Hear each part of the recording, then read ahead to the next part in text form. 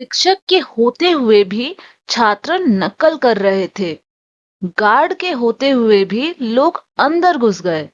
माता पिता के होते हुए भी लड़के ने बदतमीजी की। तो गाइस, इन सेंटेंसेस में हम अपने सामने वाले से ये कह रहे हैं कि किसी के होते हुए भी किसी ने कोई एक्शन किया या कोई एक्शन कर रहा था।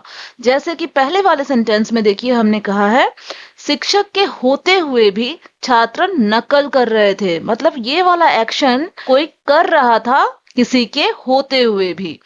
सिमिलरली जो सेकंड सेंटेंस है, इसमें हमने कहा है गार्ड के होते हुए भी लोग अंदर घुस गए। तो लोग अंदर घुस गए किनके होते हुए भी? गार्ड के होते हुए भी। तो गाइस, ऐसे सेंटेंसेस को कैसे इंग्लिश में बोलनी होती है, आज के इस वीडियो लेसन में हम जानने वाले हैं। गाइस, आगे कुछ और सेंटेंसेस भी है, चलिए वो भी देख लेते हैं। मेरे रोकने के बाद भी वो बाहर चला गया। मेरे सब समझाने के बाद भी उसने वही गलती दोहराई। सच बोलने का वादा करने के बाद भी उसने फिर झूठ बोला। तो गाइस, इन सेंटेंसेस में हम सामने वाले को ये कह रहे हैं कि ये वाला एक्शन करने के बाद भी किसी ने ये वाला एक्शन किया। जैसे कि पहले वाले सेंटेंस में हमने कहा है कि मेरे रोकने के बाद भी वो बाहर चला गया, यानी कि मैंने मना किया था लेकिन फिर भी वो बाहर चला गया। तो गाइस, इस टाइप के सेंटेंसेस को भी कैसे इंग्लिश में बोलनी होती है, आज के इस वीडियो लेसन में हम जानने वाले हैं। सबसे पहले चलिए देख लेते हैं ये जो ऊपर की 3 सेंटेंसेस हैं, जहां पे हम बात कर रहे हैं के होते हुए भी, इसे कैसे इंग्लिश में बनानी होती है, इसके लिए कौन सा स्ट्रक्चर फॉलो की जाती है। तो गाइज, ये वाला स्ट्रक्चर हमें फॉलो करनी है।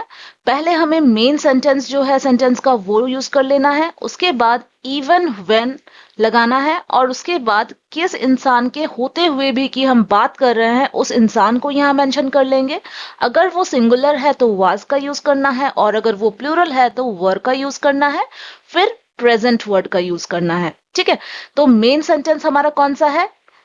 किसी के होते हुए भी क्या हुआ, जो हम बोल रहे हैं वो हमारा मेन सेंटेंस है, तो उसे हम पहले मेंशन कर लेंगे। ठीक है, तो गाइस, ऐसे सेंटेंसेस को बनाने के लिए वैसे एक और स्ट्रक्चर है, चलिए वो भी देख लेते हैं। यहाँ पे भी गाइस हम पहले मेन सेंटेंस को मेंशन करेंगे, उसके बाद even in the presence of, ये वाला जो है फ्रेज, इसे यूज कर लेनी है। Even in the presence of, फिर जिस इंसान के प्रेजेंस की बात हम कर रहे हैं, जिस इंसान के होते हुए भी कि हम बात कर रहे हैं, उस इंसान को यहाँ पे मेंशन कर लेना है। ठीक है, तो गाइस, यहाँ पे एक और चीज मैं आपको बता दूं। पहला वाला जो स्ट्रक्चर है ये हम नॉर्मली यूज करते हैं, ठीक है, और जो नीचे वाला हमारा स्ट्रक्चर है इसे हम यूज करते हैं जब हमारा जो कॉन्वर्जेशन होता है थोड़ा सा फॉर्मल होता है। ठीक है, तो अब चलिए गाइस एग्जांपल्स के साथ समझते हैं। तो गाइस, हमारा पहला एग्जाम्पल है, शिक्षक के होते हुए भी छात्र नकल कर रहे थे। तो गाइस, किसके होते हुए भी? शिक्षक के, है ना। क्या कर रहे थे? छात्र नकल कर रहे थे। तो ये वाला जो हमारा पार्ट है सेंटेंस का, ये मेन सेंटेंस है। ठीक है, तो इसे हमें पहले लिखना है जब हम इंग्लिश का अपना सेंटेंस बनाएंगे। तो इंग्लिश में हम कहेंगे the students were cheating even when the teacher was present. ठीक है, तो ये वाला देखिए जो पार्ट है ये पास्ट कंटिन्यूअस टेंस में है, इसलिए देखिए हमारा जो मेन सेंटेंस है इंग्लिश में भी हमने उसे पास्ट कंटिन्यूअस टेंस में लिखा है। The students were cheating. ठीक है, होते हुए भी के लिए even when the teacher was present, किसके होते हुए भी? टीचर के ना, शिक्षक के। तो टीचर यहाँ पे वो पर्सन है जिसके होते हुए भी की हम बात कर रहे हैं। ठीक है, even when the teacher was present, इसे हम ऐसे भी बोल सकते हैं, the students were cheating even in the presence of the teacher। ठीक है, तो गाइज, ऐसे सेंटेंसेस को कैसे इंग्लिश में बोलना है आई होप आपको क्लियर हो रही है। आगे चलिए और भी एग्जांपल्स है, चलिए देख लेते हैं। क्या शिक्षक के होते हुए भी छात्र नकल कर रहे थे? गाइस, ये जो सेंटेंस है ना ये क्वेश्चन वाली है, इसमें हम सामने वाले से सवाल कर रहे हैं। तो इंग्लिश में हमारा सवाल होगा, were the students cheating even when the teacher was present? Were the students cheating even when the teacher was present? ठीक है, के होते हुए भी की बात कर रहे हैं ना, इसलिए इवन व्हेन। ठीक है, हम ऐसे भी अपना सवाल कर सकते हैं, were the students cheating even in the presence of the teacher? ठीक है, अब चलिए अगला एग्जाम्पल देखते हैं। गार्ड के होते हुए भी लोग अंदर घुस गए। तो मेन सेंटेंस हमारा कौन सा है? लोग अंदर घुस गए। ये हमारा सिंपल पास्ट टेंस की सेंटेंस है, तो इंग्लिश में भी हमारा जो ये वाला पार्ट है ये सिंपल पास्ट टेंस में बनेगा और हम इंग्लिश में कहेंगे people entered even when the guard was present. ठीक है, even when the guard was present क्या हुआ? People entered, simple past tense. ठीक है, ये भी तरीका आप अपना सकते हैं बोलने के लिए। People entered even in the presence of the guard. People entered even in the presence of the guard. ठीक है, देखिए आप दोनों ही स्ट्रक्चर को फॉलो कर सकते हैं। पहला वाला नॉर्मली हम यूज करते हैं और ये जो दूसरा वाला स्ट्रक्चर है हम थोड़ा सा फॉर्मल कॉन्वर्सेशन में यूज कर सकते हैं। वैसे गाइस इस स्ट्रक्चर को आप नॉर्मल सेंटेंस में भी यूज कर सकते हो, नॉर्मल कॉन्वर्सेशन में भी यूज कर सकते हो। ठीक है, अब गाइस सवाल देख लेते हैं कैसे पूछनी है। क्या गार्ड के होते हुए भी लोग अंदर घुस गए? Did the people enter even when the guard was present? तो गाइज ये सिंपल पास्ट टेंस की सेंटेंस है जो हमारी मेन वाली है, इसलिए देखिए हमने डिड को सामने लगाया है क्योंकि सिंपल पास्ट टेंस में जो हमारा हेल्पिंग वर्ब होता है वो डिड होता है। ठीक है, और सवाल हम जब बनाते हैं तो हमारा जो हेल्पिंग वर्ब होता है वो सब्जेक्ट के आगे आ जाता है। तो did the people enter even when the guard was present, या फिर हम ऐसे भी पूछ सकते हैं did the people enter even in the presence of the guard. Did the people enter even in the presence of the guard.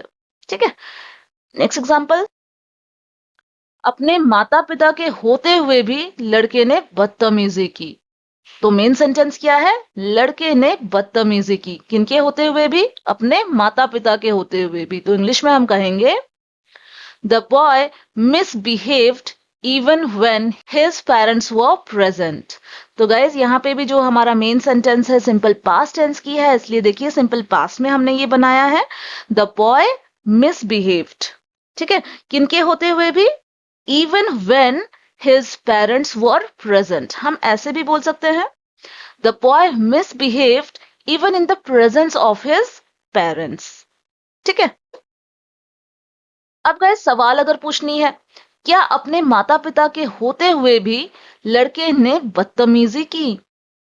Did the boy misbehave even when his parents were present? या फिर हम पूछ सकते हैं Did the boy misbehave even in the presence of his parents? ठीक है, दोनों ही sentence structure सही है, दोनों को यूज करके आप बना सकते हैं अपना सेंटेंस। अब गाइस ये जो नीचे की 3 सेंटेंसेस है जहां हम बोल रहे हैं कि किसी के कोई एक्शन करने के बाद भी किसी ने कोई एक्शन किया, इसे कैसे इंग्लिश में बोलना है? चलिए सबसे पहले देख लेते हैं कौन सा स्ट्रक्चर इसके लिए फॉलो करनी है। तो गाइस ये वाला स्ट्रक्चर फॉलो करना है। सबसे पहले मेन सेंटेंस को हमें यूज करनी है, उसके बाद इवन आफ्टर के बाद भी हम बोल रहे हैं ना, इसके लिए हम इवन आफ्टर वर्ड का यूज करेंगे। उसके बाद क्या होने के बाद भी हम बोल रहे हैं उस एक्शन को यहाँ पे मेंशन करेंगे। वो सिंपल पास्ट में है इसलिए हम इसे सिंपल पास्ट टेंस का स्ट्रक्चर फॉलो करके बनाएंगे। और गाइस मेन सेंटेंस वो वाला पार्ट है जहां पे हम बोल रहे हैं कि ऐसा हुआ। ठीक है, अब चलिए एग्जांपल्स में समझ लेते हैं। तो गाइस हमारा पहला एग्जांपल है मेरे रोकने के बाद भी वो बाहर चला गया। तो कौन सा एक्शन हो गया? हम बोल रहे हैं वो बाहर चला गया, ये वाला। तो ये हमारा मेन सेंटेंस है। ठीक है, तो हमारा सेंटेंस इंग्लिश में होगा He went out even after I stopped him। यानी कि ये वाला एक्शन करने के बाद भी किसी ने ये वाला एक्शन कर दिया, हम ये बोल रहे हैं। तो guys he went out even after I stopped him। तो even after हम लगा रहे हैं के बाद भी, इस बात को बताने के लिए। ठीक है, अब गाइज अगर सवाल करनी है तो अगर हमें पूछना है क्या वो मेरे रोकने के बाद भी बाहर गया? Did he go out even after I stopped him? Did he go out even after I stopped him? तो सवाल किस चीज को लेके है? उसके बाहर जाने को लेके है ना? इसलिए वो वाला जो पार्ट है उसमें हम अपना did लगा के सवाल बनाएंगे। Did he go out even after I stopped him? अगला एग्जाम्पल, मेरे सब समझाने के बाद भी उसने वही गलती दोहराई। तो यहाँ पे हमारा मेन सेंटेंस क्या है? उसने क्या किया?